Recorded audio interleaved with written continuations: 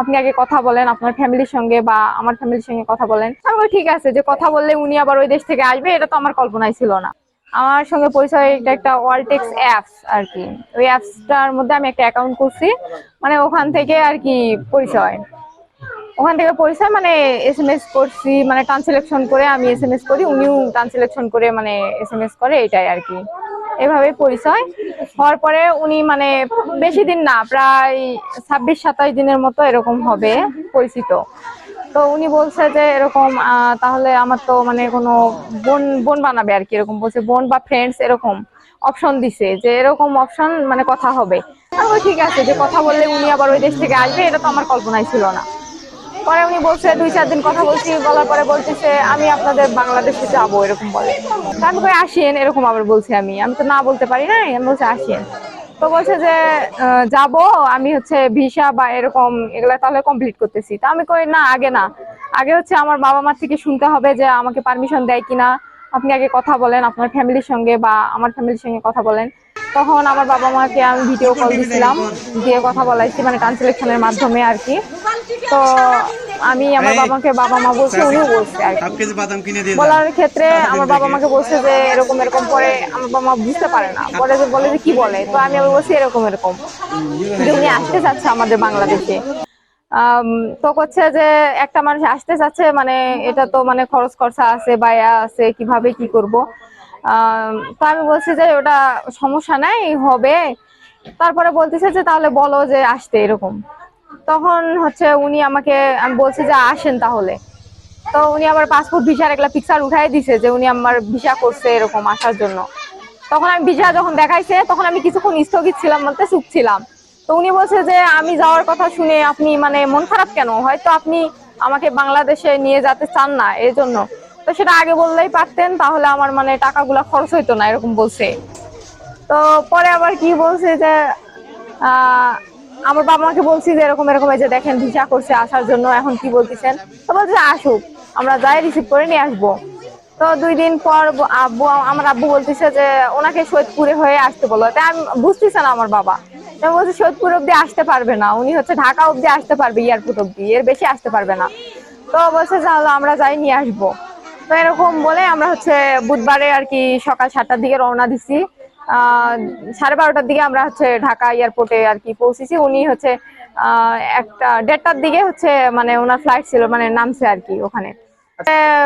মাংস খাচ্ছে, গরুর মাংস খাচ্ছে, মুরগির মাংস খাচ্ছে, ভাত খাচ্ছে আর কি। মানে ময়দা দিয়ে রুটি তো খায় না, ওই যে একটা পিঠার মতো বানাই খাচ্ছে, উনি নিজেই বানাই খাচ্ছে কিছু কিছু। যে গ্রামীণ পরিবেশ, এটা কেমন অনুভূতি, তার কি বুঝাচ্ছে? এখন বলছি, অনেকে জিজ্ঞেস করছে, আমি মানে মেসেজ দিয়েও মানে জিজ্ঞেস করছি অনেকের সামনে যে কেমন লাগতেছে এরকম। উনি বলছে যে অনেক ভালো লাগতেছে, মানে বাংলাদেশে এসে ওনাকে অনেক ভালো লাগছে। আমার ছেলে নাই, সেই হিসাবে আমি ছেলে পেয়েছি। সে অন্য দেশের যতই হোক, ছেলে হিসাবে পায় আমার খুব খুশি। যে সে নিয়ে আসে, যে আমার কোনো সমস্যা হবার সে সমস্যা হয়নি। আমি যেটা রান্না করতেছি সেটাই খাচ্ছে। চাইনিজ দেশ থেকে, চাইনিজ দেশে আসছে। সে আমাদের পরিবারের মতন হয়ে গেছে। আমরা যেটা খাচ্ছি সে সেটাই খাচ্ছে। এটার জন্য আমার খুব খুশি হচ্ছে। আমি এখানে এই যে এক দেশ থেকে চায়না আসছে, আমরা সবাই মিলে দেখতে আসছি, অন্য দেশ থেকে আমাদের দেশে ঘুরতে আসছে, এই জন্য তাদের দেখতে আসছি। এখানে ভাই আসছে অন্য দেশ থেকে আমাদের দেশে দেখার জন্য, ঘোরার জন্য। আমাদের দেশের সৌন্দর্যটা ওনার কাছে নাকি অনেক ভালো লাগে, এই জন্য আসছে। আপুর সঙ্গে পরিচিত, বোন হয় নাকি ওনার, বোন হিসেবে আসছে এখানে। তো এখানে আসে আমার অনেক ভালো লাগছে, ওনার সাথে কথা বললাম, কিছু ভিডিও নিলাম, অনেক ভালো লাগছে।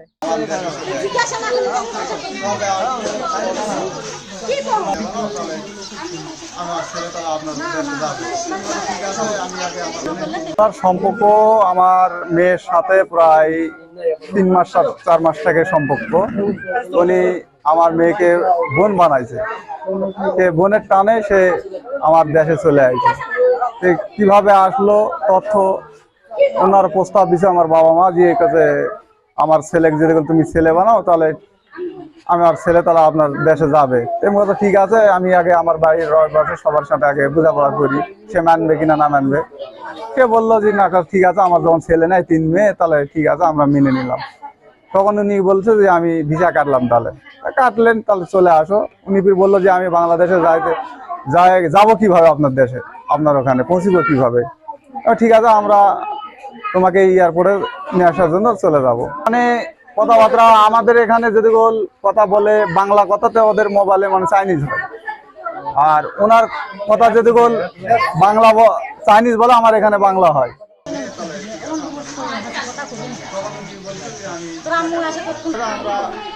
তোমাকে এয়ারপোর্টে নিয়ে আসার জন্য চলে যাবো। কিভাবে কথা চাইনিজ বলে আমার এখানে বাংলা হয়।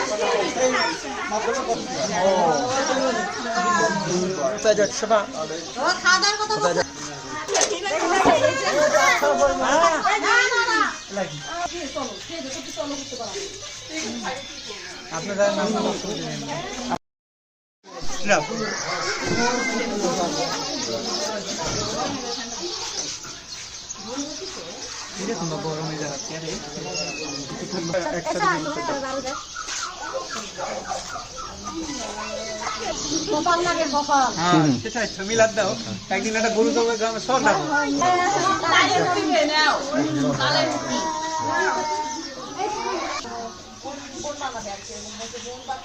কল্পনাই ছিল না। পরে আমি বলছে 2-4 দিন কথা বলছি, বলার পরে বলতেছে আমি আপনাদের আমি কই আসেন, এরকম আবার বলছি। আমি তো না বলতে পারি না, বলছে আসেন। তো বলছে যে আমি কই না, আগে হচ্ছে আমার বাবা মার থেকে শুনতে হবে যে আমাকে পারমিশন দেয় কি। বলছে যে এরকম করে বুঝতে পারে না, পরে বলে কি বলে। তো আমি বলছি এরকম আছে বাইরে আছে, কিভাবে কি করবো। তো আমি বলছি যে ওটা আবার বাথরুম দিকে একটা পিছন উঠাই দিচ্ছে।